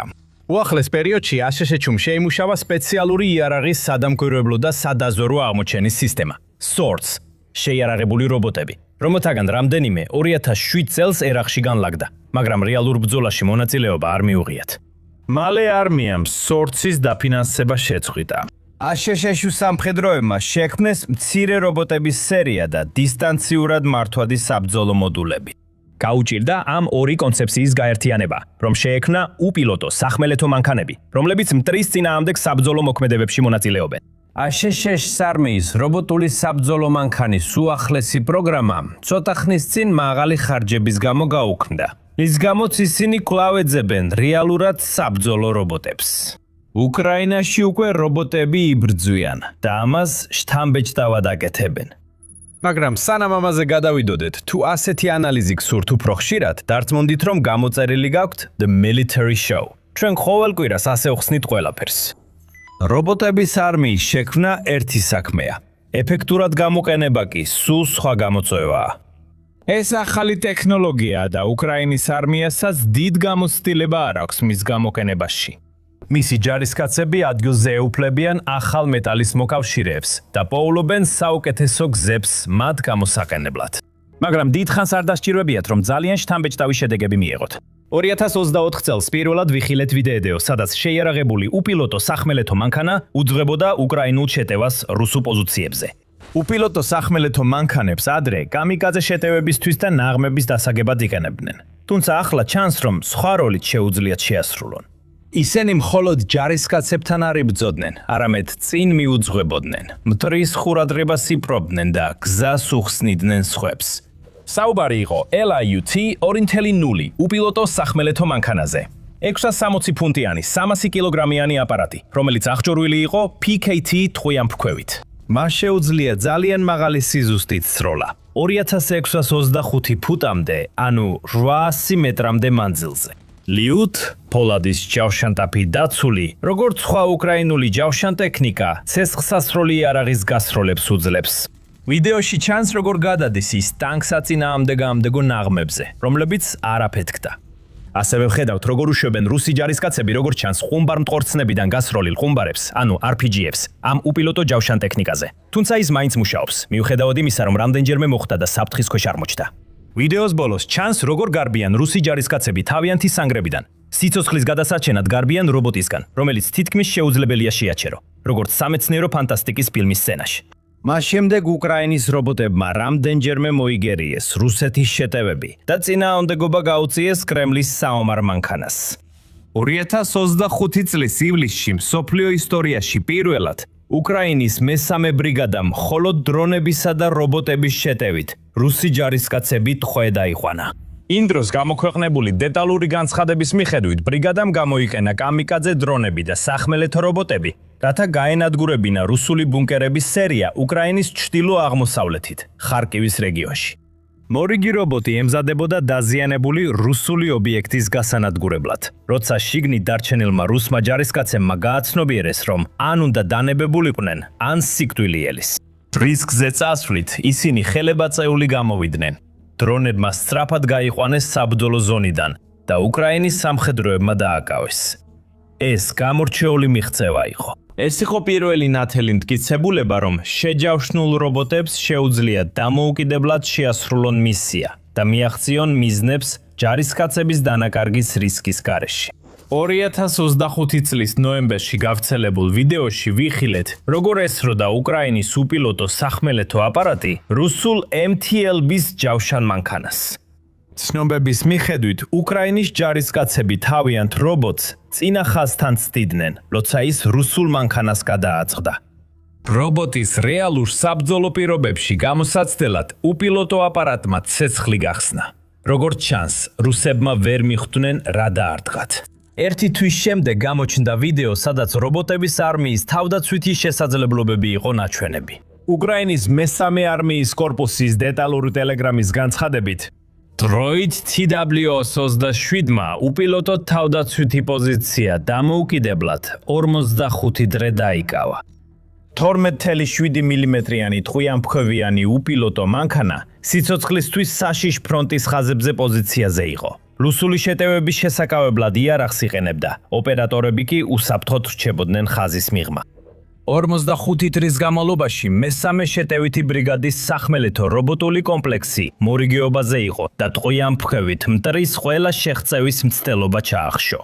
NC-13-ის დარტყმითი დანაყოფის ოპერატორები უსაფრთხო თავშესაფრიდან მართავდნენ დევდროიდ TW-12.7-ს. მტერმა ვერც ჩვენს პოზიციაში შეღწევა შეძლო, ვერც მისი დაკავება, ხოლო მებრძოლებმა პოზიციები დანაკარგების გარეშე შეინარჩუნეს. ბოტის შექმნა უკრაინის თავდაცვის კომპანია DevDroid-მა, რომელიც უკრაინული სამხედრო რობოტექნიკის ლიდერია. 15 მილის რადიუსით, თანამედროვე რადიომართვითა და ხელოვნურ ინტელექტზე დაფუძნებული ავტომატური ნავიგაციით. Droid TW-27 კომპანიის უმაღლესი მიღწევა და რობოტების არმიის მარგალიტია. 2026 წლის იანვარში 12.7 UGV დროიდი კამერაზე დააფიქსირეს, როცა მან ბორტზე დამონტაჟებული M2 ბრაუნინგით გაანადგურა რუსი ქვეითები. ეს მიიჩნეოდა პირველ ისტორიაში დაფიქსირებულ შემთხვევად, როდესაც რობოტი პირდაპირ ჩაერთო ბრძოლაში მტრის ჯარისკაცებთან. და როგორც ვიდეოში ჩანს, ეს ნამდვილად არ იყო თანაბარი ბრძოლა. მტრის მსუბუქი იარაღის ცეცხლის შეუშინებლად, რობოტმა მარტივად დააფიქსირა სამიზნეები. ცეცხლი დაუშინა რუს მებრძოლებს და ისინი სათითაოდ გაანადგურა. იმავე თვეში უკრაინის რობოტმა და DevDroid-მა დიდი წარმატება მოიპოვეს. როცა სადაზვერო საბრძოლო რობოტმა ოპერაციის დროს 3 რუსი ჯარისკაცი დაატყვევა. გავრცელებული ინფორმაციით, შემთხვევა აღმოსავლეთ უკრაინაში, დონეცკის ლიმანის მიმართულებით მოხდა. მესამე ცალკეული შეტევითი ბრიგადის ხელმძღვანელობით DevDroid-ის დროიდმა TW-7-62-მა KT-7-62 PKT ტყვიამფრქვევით ეფექტურად აიძულა 3 რუსს თეთრი დროშა აეფრიალებინათ. ინციდენტის ვიდეოში ჩანს, როგორ ტოვებენ ჯარისკაცები სამალავს, ბოლავ ნანგრევებში. ხელები აწეული აქვთ დანებებისთვის, იარაღს ყრიან და მიწაზე წვებიან. DevDroid-მაც ზუსტად აღწერა ინციდენტის განვითარება. სადაზვერო დამთხმელმა NRC დროიდმა TW-7-62-მა, რომელიც ნუმოს პლატფორმაზეა, 3 რუსი სამხედრო დააკავა. ჩვენი მებრძოლები საფრთხეში არ ყოფილან, მისია დისტანციურად შესრულდა. გაცვლითი ფონდი შეივსო. როგორია თანამედროვე ომი? წინა ხაზზე მუშაობენ, ხალხი უსაფრთხოა. CW დროიდი 762 არის სადაზვერო დამთხმელი NRC, რომელიც მორგებულია ტყვიამფრქვევ KT-762 PKT-ზე. ჩაშენებული ბალისტიკური კალკულატორის წყალობით, კომპლექსი უზრუნველყოფს მაღალ სიზუსტეს და ცეცხლის ეფექტურობას მტრის სამიზნეების განადგურებისას. დროიდი TW-7-62 იყენებს AI ელემენტებს სამიზნეების ავტონომიურად აღმოჩენასა და დაფიქსირებისთვის. ასეთი ინციდენტები იმატებს. უკრაინა კი აპირებს 10,000-ობით ახალი დრონით გააძლიეროს არმია. მომდევნო თვეებში მეტი შემთხვევა იქნება, როცა შეჯავშნული რობოტები ფრონტის ხაზებს დაიცავენ, შეტევებს განახორციელებენ, ჯარისკაცებს დაატყვევებენ და რუსებს შეაკავებენ. შედეგად კრემლის საომარი მანქანა, რომელიც უკვე ძლივს ახერხებს რაიმე მნიშვნელოვანი პროგრესის ან მიღწევის დაფიქსირებას ფრონტის ხაზზე, კვლავ გაუჭირდება. როდესაც ის შეეჯახება მოწინააღმდეგეებს, რომლებიც სისხლი არსთით, არ ტყდებიან და არ იხევენ უკან, თუნდაც ძლიერი ცეცხლის ქვეშ. უკრაინის რობოტები აქედან უფრო ძლიერები და შთამბეჭდავები გახდებიან. გეგმავენ უახლეს მოდელებს, უფრო ძლიერი და დამანგრეველი იარაღი დაუმატონ. DevDroid მუშაობს ახალ სახმელეთო საბრძოლო რობოტულ სისტემაზე, 30 მმ-იანი ქვემეხით. შეუძლია ეფექტურად იმუშაოს 3 მილამდე ან 5 კილომეტრამდე მანძილზე. ამ ახალ მოდელს უფრო მაღალი შესაძლებლობები ექნება, ვიდრე წინამორბედებს. მას ექნება უფრო დიდი და მძიმე შასი, რომელიც გაუძლებს მძიმე ქვემეხის უკუცემას და შეიძლება გამოყენდეს პირდაპირი ცეცხლისთვის შეტევისა და ქვეითების დაცვისას მაღალი საფრთხის პირობებში. ეს მხოლოდ ერთი მაგალითია. უკრაინის მრავალი რობოტიკის კომპანია დღეღამეს ასწორებს, რათა შექმნას უფრო ძლიერი, განძლე და განვითარებული ბოტები. მზად არიან სხვადასხვა შეტევით და თავდაცვით ოპერაციებში მონაწილეობისთვის, სიცოცხლეთა გადასარჩენად, მტრების გასანადგურებლად და ომში მნიშვნელოვანი როლის შესასრულებლად. როდესაც ისინი ვითარდებიან, უკრაინის რობოტები ქმნიან სტანდარტს, რომელსაც მსოფლიოს სხვა სამხედრო ძალები სწავლობენ და ბაძავენ. და ქვეყნის რობოტული ბრენდები შეიძლება დიდი წარმატებით, ინვესტიციითა და აქტიური ინტერესით სარგებლობდნენ ომის დასრულების შემდეგ, რადგან სხვადასხვა არმია ცდილობს თავად შეიძინოს და გამოიყენოს ეს რობოტები. ამასობაში, როდესაც ამ რობოტების მეტი რაოდენობა გადის ფრონტის ხაზზე, ისეთ ადგილებში, როგორიცაა დონეცკი და ლუგანსკი, უკრაინის არმია კიდევ უფრო გაძლიერდება და მისი წარმატების შანსები გაიზრდება. უკრაინა აღარ ცდილობს რუსეთს ჯარისკაცზე დაუპირისპიროს. ქვეყანა ქმნის სამეცნიერო ფანტასტიკას მსგავს ღამეს. რობოტების არმია. საუბრობთ უპილოტო სახმელეთო მანქანებზე, რომლებიც დაძვრებიან სანგრებში, აწვდიან მარაგებს ცეცხლის ქვეშ, ევაკუირებენ დაჭრილ ჯარისკაცებს და ზოგჯერ პირდაპირ რუსულ პოზიციებში შედიან ასაფეთქებელი ნივთიერებებით დატვირთულები. ეს ყველაფერი კეთდება, რომ უკრაინელი ჯარისკაცები შორს იყვნენ სასიკვდილო ზონისგან. ყველაზე გასაოცარია, რომ ამ ტექნოლოგიების დიდი ნაწილი მუშავდება ავტოფარეხებში, საბჭოთა საწყობებში და დროებით ობიექტებში, რომლებიც საბრძოლო ზონები და რამდენიმე მილშია. გავიგოთ, როგორ გახდა უკრაინა სახმელეთო ომის მომავლის პიონერი 3 წელზე ნაკლებ დროში, პრაქტიკულად რობოტექნიკური შესაძლებლობის გარეშე. რატომ ცდილობს დედამიწის ყველა მთავარი სამხედრო ძალა გაარკვიოს, რას ნიშნავს ეს ომის მომავლისთვის? ომის დაწყებისას უკრაინას ჰქონდა მხოლოდ 20 ბაირაქტარი და რამდენიმე მოხალისე ჯგუფი, რომლებიც სამომხმარებლო კვადროკოპტერებს იყენებდნენ. არ არსებობდა სახმელეთო რობოტები, არც ავტონომიური სისტემები, არაფერი. გადავინაცვლოთ 2024 წლის დეკემბერში, როცა უკრაინის ძალებმა პირველად მსოფლიოში სრულად რობოტებით შეუტიეს რუსულ პოზიციებს. შეტევაში მხოლოდ დრონები და უპილოტო მანქანები მონაწილეობდნენ, რომლებიც მტრის პოზიციების განადგურებაზე მუშაობდნენ. 2025 წლის ივლისში უკრაინის მესამე მოიერიშე ბრიგადამ კიდევ წინ წაიწია. ოპერაცია მხოლოდ დრონებითა და სახმელეთო რობოტებით ჩატარდა, რამაც რუსი ჯარისკაცების დანებება გამოიწვია. უკრაინელებს ნულოვანი დანაკარგი ჰქონდათ. ეს მხოლოდ მცირე წარმოდგენას იძლევა მომავალ ომებზე. თუმცა ასეთი ოპერაციები სრულად ვერ გვიყვება იმ გზაზე, თუ როგორ მივიდა აქამდე უკრაინა.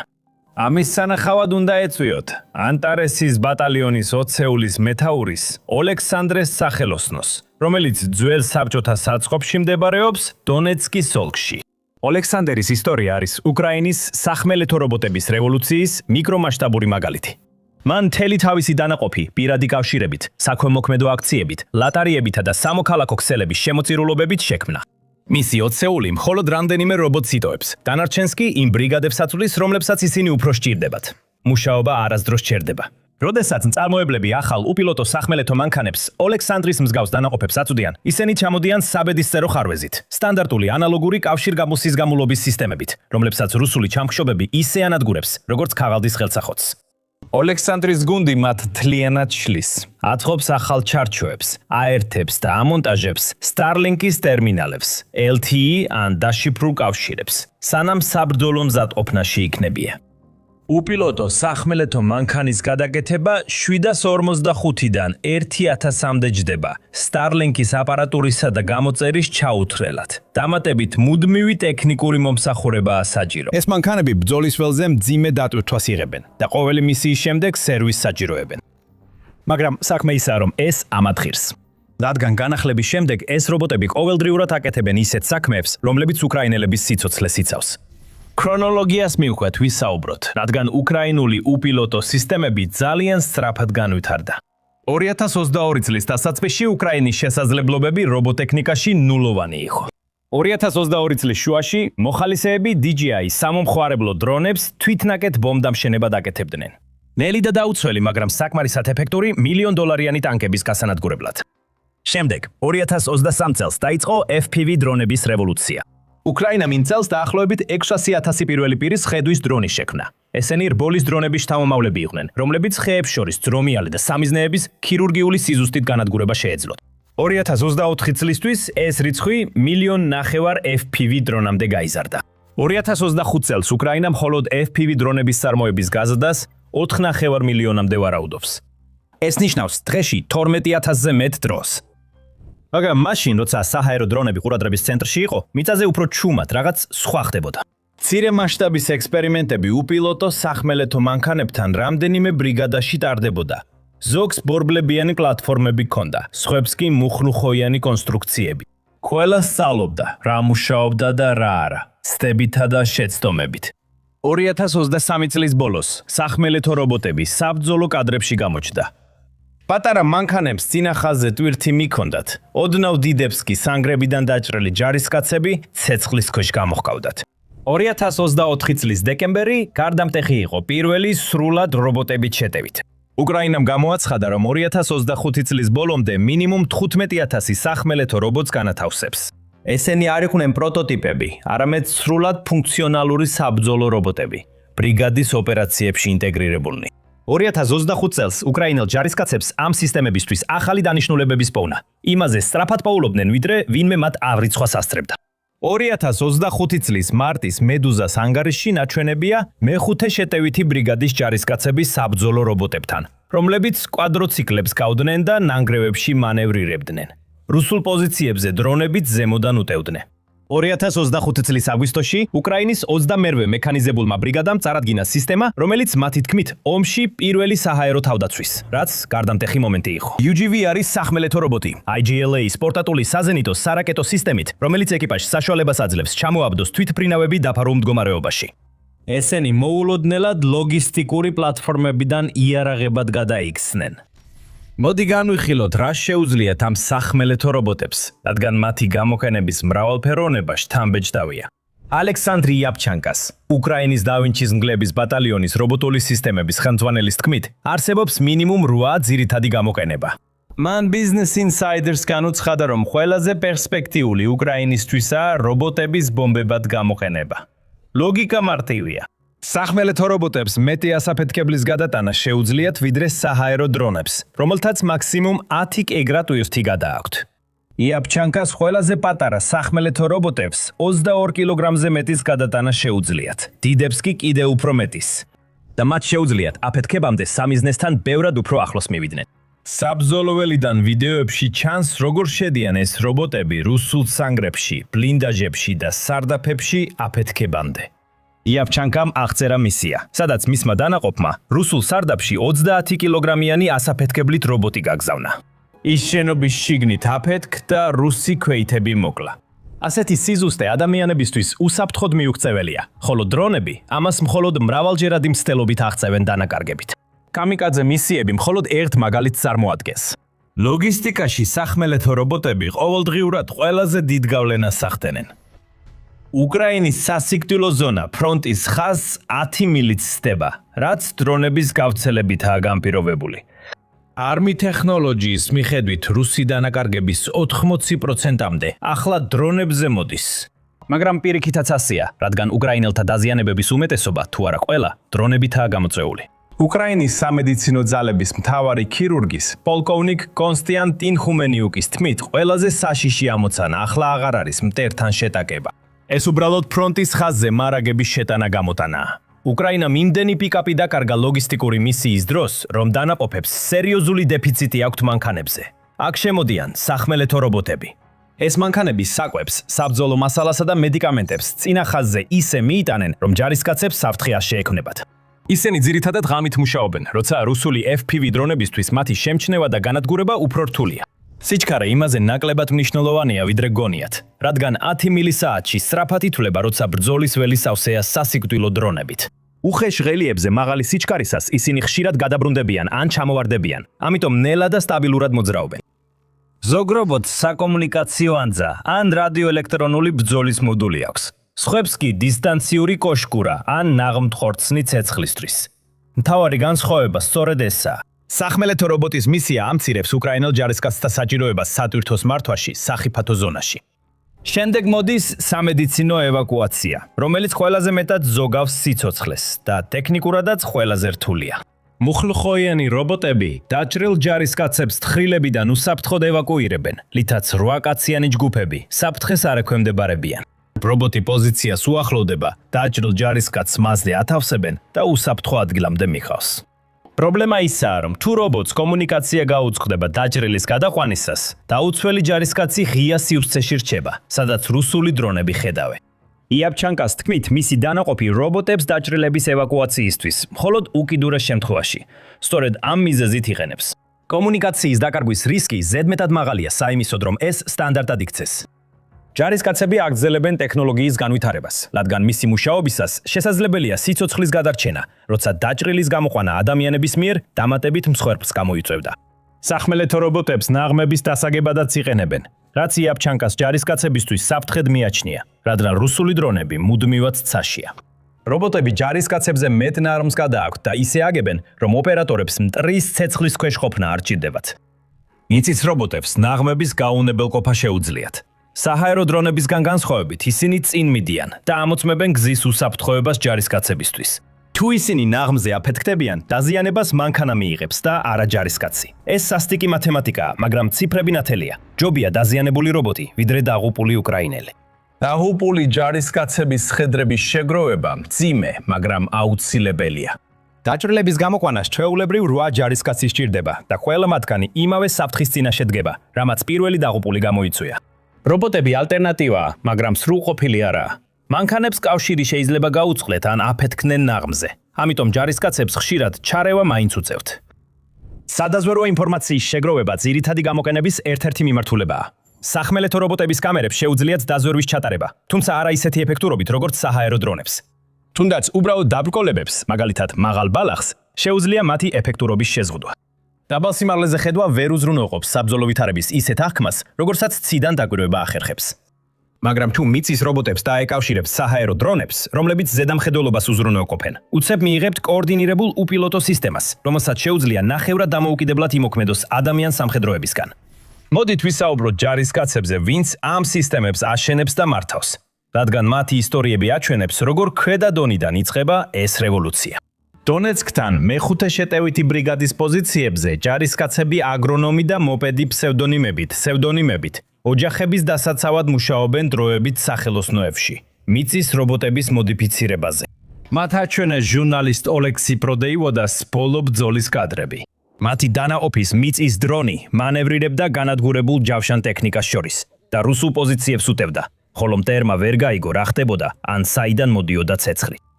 დრონი დაახლოებით კვადროციკლის ზომისაა და მას მხოლოდ მაშინ გაიგონებთ, როცა 30 მეტრში, ანუ დაახლოებით 100 ფუტშია, განმარტა აგრონომმა. ჩუმად შევდიოდით ნაცრისფერ ზონაში და ხსნიდით ცეცხლს მათ პოზიციებზე. მოპედი გვიამბო მათი უახლესი განახლებების შესახებ. ახალი ჩარჩოები, უკეთესი ხილვადობისთვის გადატანილი კამერები, თერმული ხედვა ღამის ოპერაციებისთვის, ტყვიან-ფქვევისა თუ ებისა თუ მცირე კალიბრის ქვემეხებისთვის განკუთვნილი კოშკურები. ეს ქარხნული სპეციფიკაციები არაა, არამედ საბრძოლო ველზე ჯარისკაცების მიერ შექმნილი საჭირო მოდიფიკაციებია. ისინი ასევე ქმნიან რბილად მოძრავ მუხლუხოიან ვერსიებს, რაც დაჭრილების ევაკუაციას აუმჯობესებს. მუხლუხოები უკეთ უმკლავდებიან რთულ რელიეფს და უფრო სტაბილურ პლატფორმას უზრუნველყოფენ. ისინი მრავალჯერ იშლიან და ატყობენ ამ რობოტებს თითოეულ ვერსიას საველე პირობებში ამოწმებენ. ეს არის უწყვეტი გაუმჯობესება, რომელსაც საბრძოლო უკავშირი რეალურ დროში უზრუნველყოფს. პირდაპირ აქტიური ბრძოლის ხაზიდან რამდენიმე მილში. შეადარეთ ამას დასავლურ შესყიდვებს, სადაც პროტოტიპიდან გამოსაყენებელ მოდელამდე ან კონტროლირებად გარემოში გამოცდამდე წლები გადის. უკრაინაში ათობით ასეთი სახელოსნო არსებობს. თითოეულ დანაყოფს ხავს გუნდები, რომლებიც სახმელეთო რობოტებს ამუშავებენ, აუმჯობესებენ და ცვლიან. უკრაინაში 500-ზე მეტი კომპანიაა, რომლებიც სხვადასხვა ზომისა და ფუნქციის დრონებს აწარმოებენ. უსტარული სახელოსნოებიდან დაწყებული, მომარაგების ჯაჭვის მქონე ქარხნებით დამთავრებული. ეს ყველაფერი მუშაობს უკრაინის სადაზვერო ინფორმაციის გაზიარებისა და სიტუაციური ცნობიერების სერვის დელტაზე, რომელიც კოორდინაციას უწევს, სად არის საჭირო დრონები და როგორ მიაწოდონ ისინი. მაგრამ მიუხედავად იმისა, რომ უკრაინული გამტრიახობა შთამბეჭდავია, ის ვაკუუმში არ მუშაობს. რუსეთიც სწავლობს და ტექნოლოგიური შეიარაღების რბოლა უფრო და უფრო ჩქარდება. უკრაინული დრონების მიერ წლების განმავლობაში მიხანებული დარტყმების შემდეგ, მოსკოვმა საბოლოოდ დაიწყო საკუთარი სახმელეთო რობოტების ფლოტის განვითარება. რუსეთის სახელმწიფო მედიამ 2024 წლის აგვისტოში წარმოადგინა უპილოტო სახმელეთო მანქანა, რომელიც აღჭურვილი იყო 4 რეაქტიული თერმობარული გამშვებით. მათ თამაში დაგვიანებით ჩაერთნენ, მაგრამ სწრაფად ეწევიან სხვებს, რადგან რუსეთს ბუნებრივი უპირატესობა აქვს სამხედრო შესყიდვებსა და ნავთობისა და გაზის შემოსავლებში. რუსეთი ამჟამად თავისი MSP-ს დაახლოებით 8% ხარჯავს სამხედრო სფეროში, მაშინ როცა უკრაინა დაახლოებით 35%-ს. რუსეთის ეკონომიკა უფრო ძლიერია, სანქციების მიუხედავად. და ჯერ კიდევ არსებობს განცდა, რომ პუტინს შეუძლია ფული დაახარჯოს პრობლემას მანამ, სანამ ის არ გაქრება. გარდა ამისა, რუსეთს ჩინეთი აკვირდება და შესაძლოა მზად იყოს ტექნოლოგიებისა და საწარმოო შესაძლებლობების გასაზიარებლად. ეს დაკავშირებულია მთავარ გამოწვევასთან, უკრაინული სახმელეთო რობოტებისთვის ელექტრონული ომი და კომუნიკაციის დარღვევა. ომისას რუსული ჩახშობის ტექნოლოგია მნიშვნელოვნად განვითარდა. თავდაპირველად კი ელექტრონული ომი პრიმიტიული და ადგილობრივი იყო. ახლა ის დახვეწილი და გავრცელებულია. ჩახშობის სისტემები 15 წუთიან ინტერვალებში ირთვება და ითიშება. ოპერატორებს კი შესაძლებლობის ფანჯრის ლოდინი უწევთ. ადგილზე არსებული ვითარება საკუთარ წესებს კაფს კარნახობს და ჩვენ ყველა დრონი უნდა გადავიყვანოთ ციფრულ მართვაზე, აუხსნა ოლექსანდერმა. ამიტომ მისი გუნდი ანალოგურ სისტემებს ციფრული დაშიფრული კავშირებით ან Starlink-ის ტერმინალებით ცვლის. მაგრამ ეს გადაწყვეტილებებიც კი არ არის სრულად უსაფრთხო. ბოჭკოვანი კაბელით მართვადი დრონები უკრაინის კრეატიული გამოსავალია ჩახშობის პრობლემაზე. ეს პლატფორმები მიათრევენ თმის სისქის ბოჭკოვან ოპტიკურ კაბელებს 12 მილამდე, რაც უზრუნველყოფს დაცულ კავშირს ჩახშობისგან. ეს მე-20 საუკუნის გადაწყვეტაა 21 საუკუნის პრობლემაზე. ფიზიკური კაბელები, რომელთა ელექტრონულად ჩაშლა შეუძლებელია. მინუსი ისაა, რომ კაბელები შეიძლება გაიჭედოს ან გადაიჭრას. ჯარისკაცებმა დაიწყეს ჩიტის ბუდეების პოვნა, რომლებიც ჩამოვარდნილი დრონების კაბელებით აგლებითაა გაკეთებული, რაც სასაცილოა და სევდიანიც. კავშირის დაკარგვა კოშმარულ სცენარად რჩება. იაპჩანკას თქმით, რობოტი კავშირის გარეშე უბრალოდ ძვირადღირებული ჯართია. უფრო ცუდია, რომ რუსეთმა ეს ლითონის ნაგავი შეიძლება ჩაიგდოს ხელში და გამოიყენოს უკუინჟინერიის ან გატეხვისთვის, რათა სამხედროებმა მის წინააღმდეგ იმოქმედონ. სარეზერვო გეგმის პარგლებში იმედის მომცემი შედეგებია ხელოვნური ინტელექტის სისტემების შექმნების შექმნაში, რათა რობოტებმა კავშირის დაკარგვისას დამოუკიდებლად იმოქმედონ. თუმცა ეს განვითარების მუდმივი რბოლაა. ტექნოლოგია არსებობს, მაგრამ საბრძოლო პირობებში მისი სანდოობა სხვა საკითხია. აქ ყველაფერი საინტერესო იწყება. უკრაინის წარმატებული რობოტების გამოყენება არა მარტო ომს, არამედ მთელ მსოფლიოში სამხედროების აზროვნებასაც ცვლის. 2024 წლის თებერვალში უკრაინამ დაარსა ეროვნული უპილოტო სისტემების ძალები. ივნისში მეთაურად პოლკოვნიკი ვადიმ სუხარევსკი დაინიშნა, ახლა კი ის მაიორმა რობერტ ბროუდინგ ჩაანაცვლა. ეს სამხედრო ძალების სრულიად ახალი შტოა, რომელიც არმიის, საზღვაო ძალების ან საჰაერო ძალების დონეზეა. დაფიქრდით, ქვეყანამ 2 წელზე ნაკლებ დროში უპილოტო სისტემებისთვის ცალკე სამხედრო შტო შექმნა. 2024 წლის დეკემბერში რუსეთმა შექმნა შტო, რომელიც ყველა სამხედრო ძალაში ავტონომიურ და რობოტულ ტექნოლოგიებს აერთიანებს. ნატომ პოლონეთში დაარსა ერთობლივი ანალიზის, წვრთნისა და განათლების ცენტრი, ანუ ჯტეკი, სპეციალურად უკრაინული ინოვაციების შესასწავლად. ალიანსი, რომელმაც 10 წლეულები დახარჯა ძვირადღირებული და დახვეწილი იარაღის სრულყოფაზე, ახლა ცდილობს ისწავლოს ქვეყნისგან, რომელიც ტანკსაწინააღმდეგო იარაღებს, ავტოხებს ავტოფარეხებში ამზადებს. აშშ-მ დაიწყო რეპლიკატორის ინიციატივა და პენტაგონის ბიუჯეტში $1 მილიარდ გამოყოფს საბრძოლო დრონების წარმოების გაფართოებისთვის. ტრადიციული ვერტფრენების დაფინანსება კი მცირდება. აშშ-ში იმეორებს უკრაინის IAP ავტონომიური სისტემების მასობრივ წარმოების მიდგომას. გადამდგარი არმიის გენერალი მარკ მილი, გაერთიანებული შტაბების ყოფილი თავმჯდომარე, პროგნოზირებს, რომ მომდევნო 10-15 წლის განმავლობაში აშშ-შო სამხედრო ძალების 1/13-მდე შეიძლება რობოტული სისტემებით იყოს დაკომპლექტებული. ეს შეფასება თითქმის უდავოდ უკრაინაში გამოყენებული ტექნოლოგიების დაკვირვებას ეფუძნებოდა. ჩინეთმა სტრატეგიული მხარდამჭერი ძალა რადიკალურად შეცვალა და 3 დამოუკიდებელი განყოფილება შექმნა, რომლებიც დრონებისა და ელექტრონული ბრძოლის ინტეგრირებულ ოპერაციებზეა ფოკუსირებული, რაც უკრაინამ დახვეწა. ასე რომ შეიძლება ითქვას, რომ დასავლეთი, მაგრამ ასევე ჩინეთიც ძალიან ყურადღებით აკვირდება ამ ომს და ყველა ელვის სისწრაფით ერგება სიტუაციას, რათა არ ჩამორჩეს სხვებს. და ეს არის მართლაც შემაშფოთებელი ნაწილი დასავლეთის სამხედროებისთვის. უკრაინამ ეს გზა იმიტომ არ აირჩია, რომ საინტერესო ან ექსპერიმენტული იყო. უკრაინამ ეს გზა იმიტომ აირჩია, რომ სხვა არჩევანი არ ჰქონდა. როცა უფრო დიდ მოწინააღმდეგეს ებრძვი, რომელსაც მეტი ძალა და რესურსი აქვს, ან ინოვაციებს მიმართავ, ან დამარცხდები. ეხლა ყველა მსხვილი სამხედრო ძალა ცდილობს გაარკვიოს, როგორ დანერგოს იგივე ინოვაციები იმ ძალებში, რომლებიც სრულიად განსხვავებულ ვარაუდებზე იყო აგებული. ეკონომიკური მოდელი რევოლუციურია. ტრადიციული სამხედრო შესყიდვები ეფუძნება მოსაზრებას, რომ ხარისხი რაოდენობაზე მნიშვნელოვანია და ხარჯებს მნიშვნელობა არ აქვს. 35 გამანადგურებელი 80 მილიონი ღირს, ხოლო პეტრიოტის სარაკეტო სისტემა 100 მილიონი. უკრაინული FPV დრონები $400-500 ღირს, ან მეტი თუ გააუმჯობესებ და მილიონიან ტანკებს ანადგურებს. სახმელეთო რობოტები რამდენიმე $1000 ღირს და ასრულებენ მისიებს, რომელთა შესრულებაც ადრე ათეულობით ჯარისკაცსა და ძვირადღირებულ ტექნიკას მოითხოვდა. ხარჯების გაცვლის თანაფარდობა იმდენად მომგებიანია, რომ ტრადიციული სამხედრო ეკონომიკა აღარ მოქმედებს. დამცველი ხარჯავს მილიონებს. $1000-იანი თავდასხმების შესაჩერებლად თავდამსხმელი კი ეკონომიკური გამოფიტვით იმარჯვებს. სახმელეთო რობოტები ცვლიან ამ ფორმულას. მრავალჯერადი UGV, რომელიც $10,000 ღირს და ათეულობით მისიას ასრულებს, სრულიად სხვა ღირებულებას ქმნის, ვიდრე ერთჯერადი რაკეტა ან ადამიანით მართული ტექნიკა, რომელიც სიცოცხლეს საფრთხეში აგდებს. ეთი წუთით ადამიანურ დონეზე დავბრუნდეთ, რადგან ეს ტექნოლოგიები უკრაინელ ჯარისკაცებს სიცოცხლეს უნარჩუნებს, ეს მხოლოდ რიცხვები და სისტემები არა. მესამე შეტევითი ბრიგადის ჯარისკაცმა, კოდური, სახელით კოსტასი ან ელ გრეკო, ოჯახის უსაფრთხოების მიზნით ჟურნალისტებს რეალობა აუხსნა. მათი ამოცანაა ლოგისტიკა და სამედიცინო ევაკუაცია. შეტევაზე ან საცეცხლე მხარდაჭერაზე გადასასვლელად საჭიროა ხარჯების შემცირება და ოპერაციების გამარტივება. შემდეგი ეტაპია, როცა ეს სისტემები IAP და მარტივი გახდება და მასობრივად გამოიყენება საბრძოლო ოპერაციებში. თუმცა კიდევ ერთი პრობლემა რჩება. იამჩანკამ და ვინჩის მგლებიდან აღნიშნა, რომ რუსეთი უკრაინული ინოვაციებს გარდაულად მოერგება. საკითხი არაა თუ გააკეთებს რუსეთი ამას, არამედ როდის. მთავარი კითხვა, ვინ გააკეთებს უფრო სწრაფად? ჩვენ უნდა გავაკეთოთ ეს რუსებზე სწრაფად.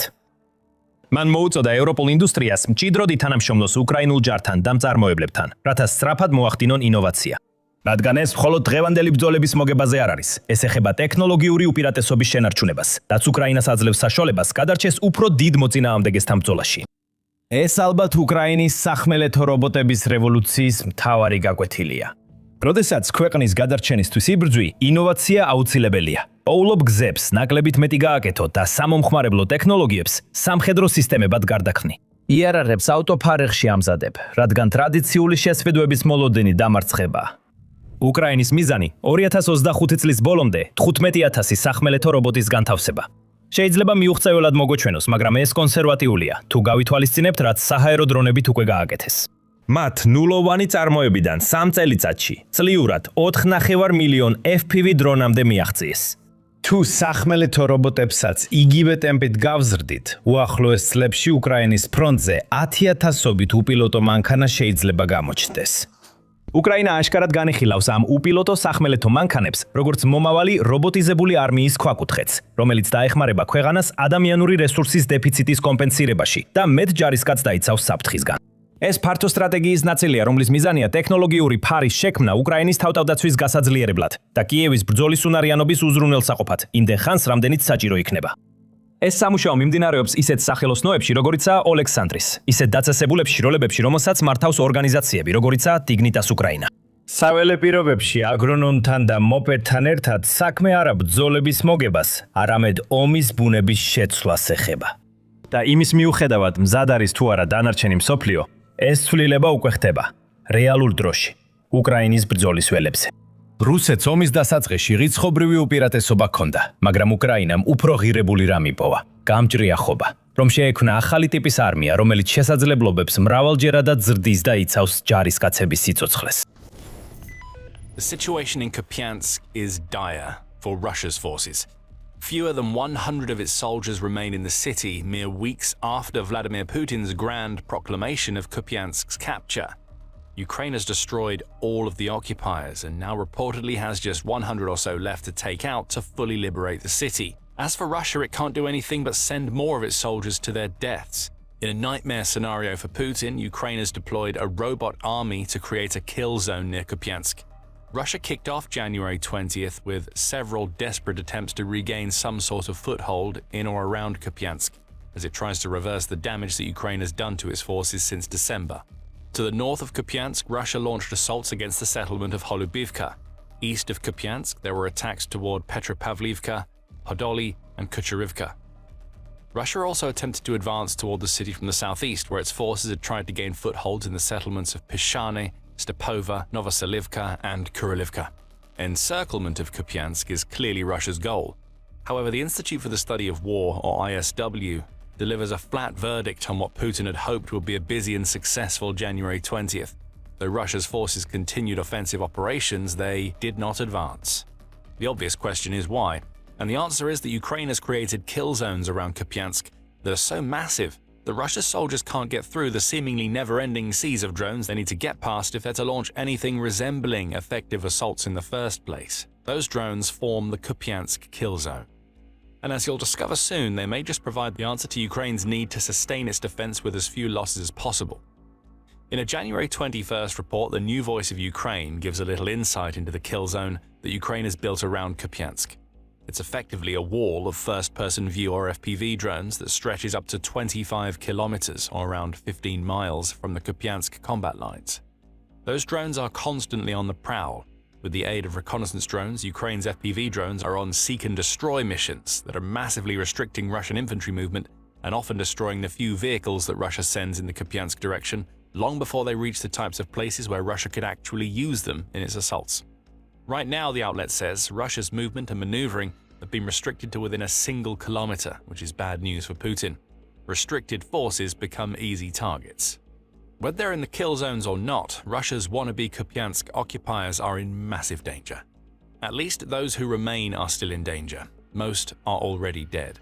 In its own report on the Kupiansk kill zone, Militarny says that it's the Ukrainian unit dubbed Orion that has set up the near-impenetrable robot army with which Russia now has to tangle daily. That robot army is lethal. Militarny says that the kill zones are responsible for destroying up to 88% of the Russian occupiers before they even reach their intended positions. The outlet also reports on the types of drones that Ukraine is using in the Kupiansk kill zone. Leleka reconnaissance drones are constantly in the air, searching for any sign of Russian movement. FPV drones and Mavic drones are primed and waiting, loitering around until a target is located. There are even ground robots in operation, though it's unclear whether they're serving logistical purposes or if they're conducting attacks on Russian positions. It may well be the latter. A little under 2 weeks ago, this very channel reported on Ukraine's innovative use of a ground robot that traveled over 20 kilometers, or about 12.4 miles of terrain, to deliver an explosive payload of 12 anti-tank mines to a Russian position. You can find out more about the devastating effects of that operation in our video. And then imagine what a robot like that could do to any entrenched Russian soldiers who are attempting to plan an assault near Kupiansk. It wouldn't be pretty.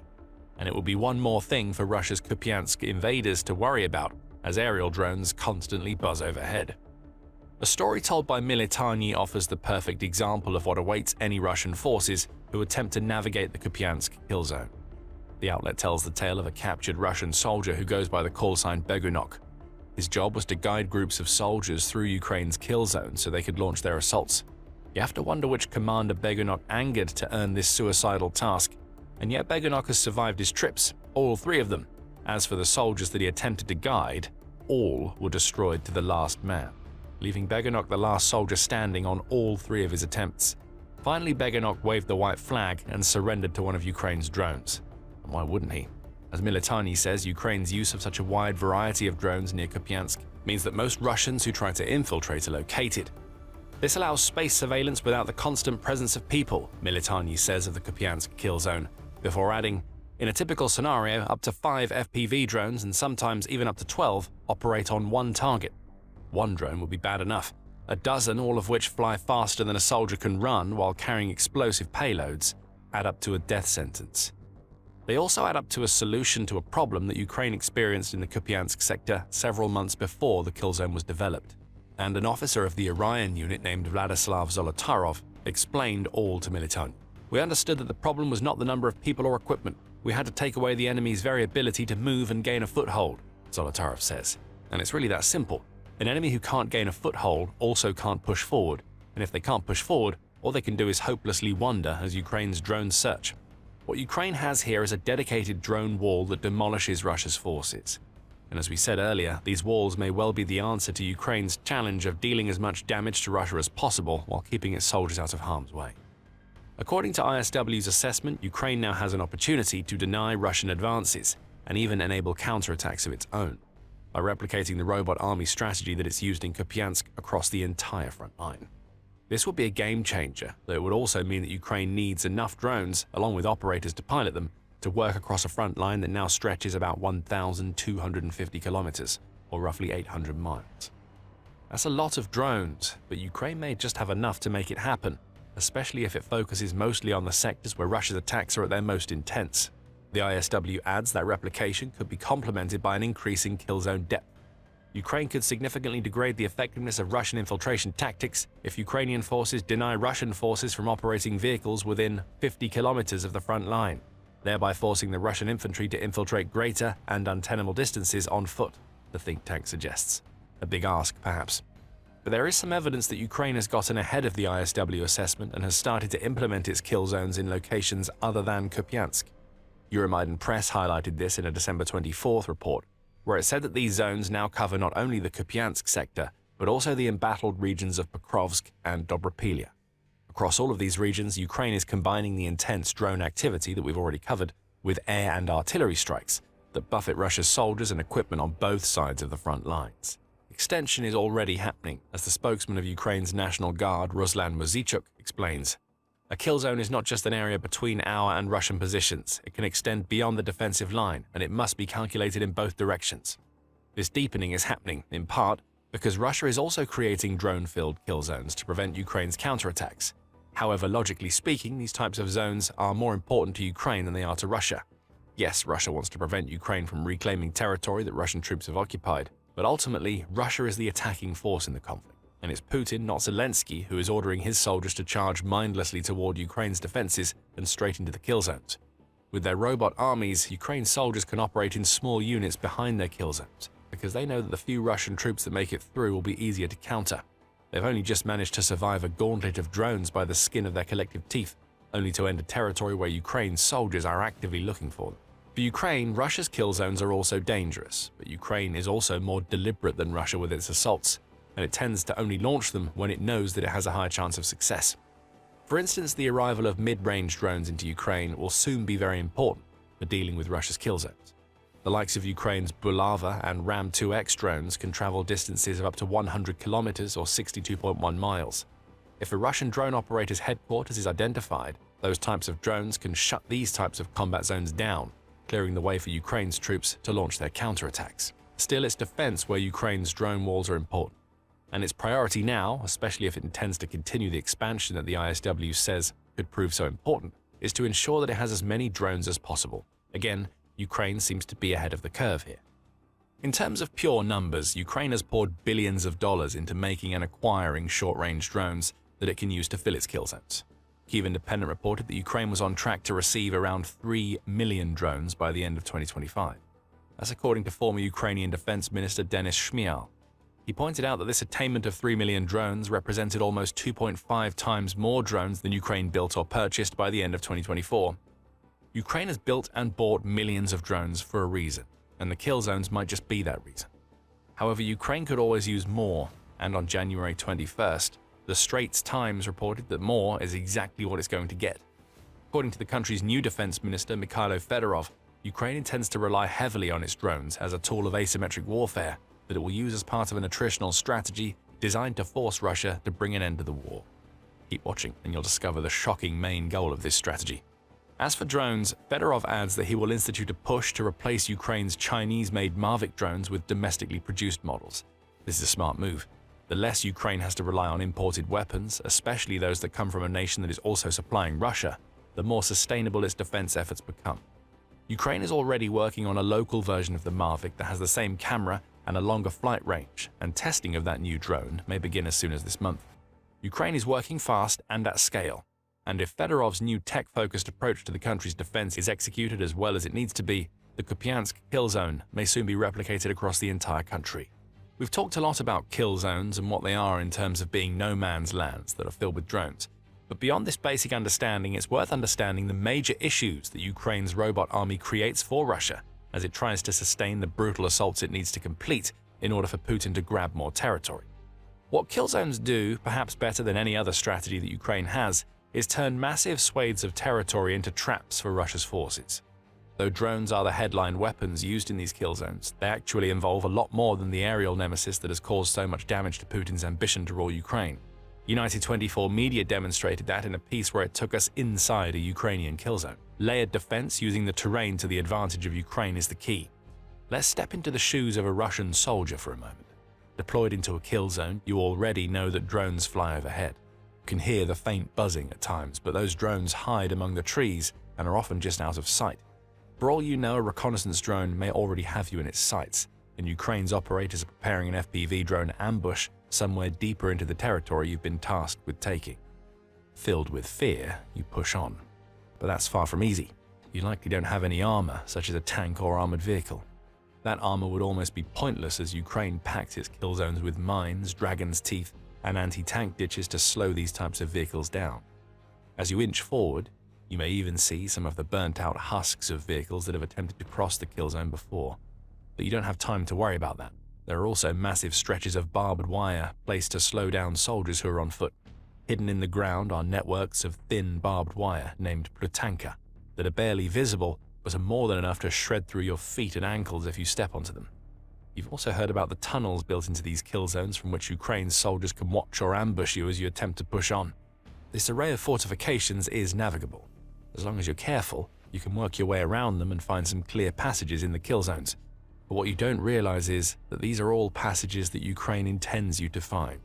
Forced into narrow routes, you find yourself surrounded by mines and barbed wire. There's no turning back now. And that's when you hear the telltale buzz.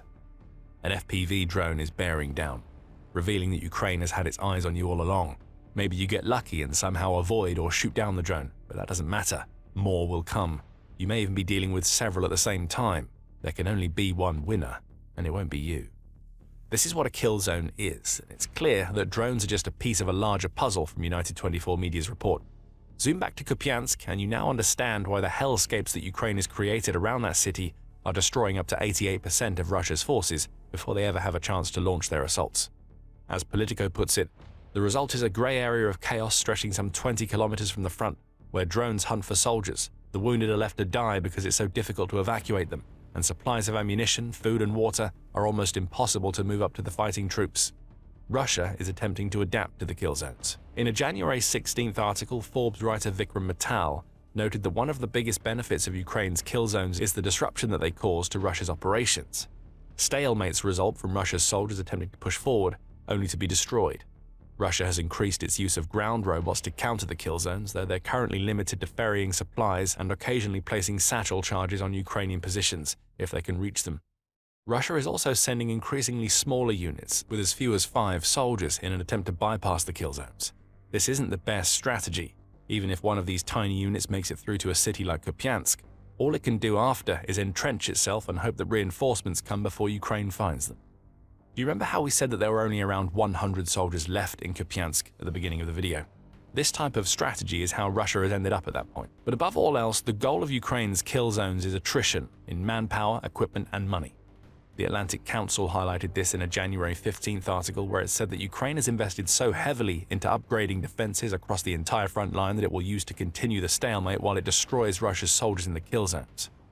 Strengthening Ukraine's fortifications and addressing manpower shortages will be among the top priorities for incoming Ukrainian Defense Minister Mikhailo Fedorov, who took up his post this week.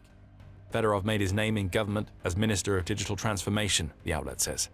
It's right, and Fedorov has set a pretty bold target for Ukraine's defenders to reach as he focuses on restructuring Ukraine's defense ministry.